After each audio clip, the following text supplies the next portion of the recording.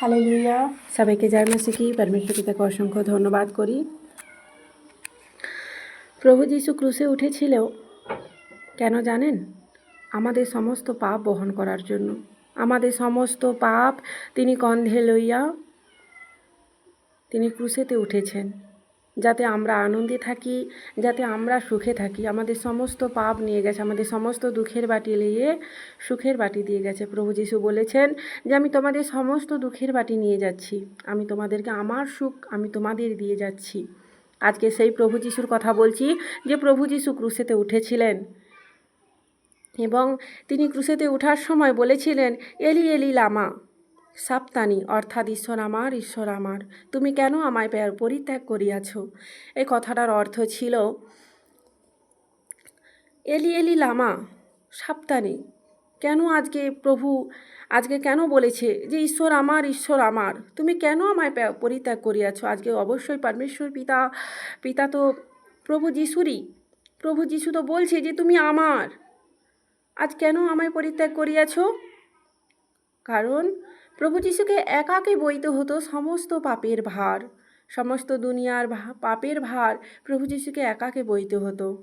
আজকে গোটা রাজ্যবাসী খুব আনন্দে কাটাচ্ছে, কিন্তু সমস্ত পাপের ভার বহন কে করেছে? না সেই প্রভু যীশু। আজকে প্রভু যীশুকে পরমেশ্বর পিতা ত্যাগ করেছে। কেন ত্যাগ করেছে? কারণ পরমেশ্বর পিতা বলেছে যে আমি তোমাকে ত্যাগ করিয়াছি। কেন? কারণ গোটা দুনিয়ার ভার তোমাকে একা বহন করতে হবে। আমি যদি তোমার সাথ দিই তাহলে কিভাবে তুমি বহন করবে? আজকে তোমাকেই বহন করতে হবে গোটা দুনিয়ার পাপের ভার, একাকে বোঝা বইতে হবে।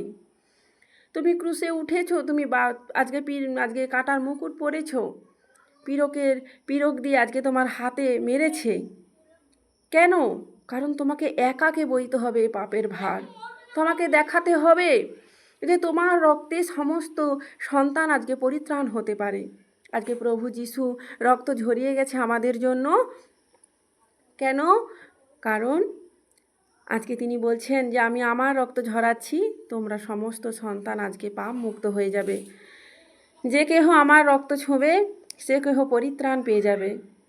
যে কেহ আজকে আমার সাথে থাকবে সে কেহ পরিত্রাণ হয়ে যাবে। আজকে প্রভু যীশুর সঙ্গে যে থাকবে সে কেহ আজকে পাপ হইতে মুক্ত হয়ে যাবে, পরিত্রাণের রাস্তা দেখতে পাবে।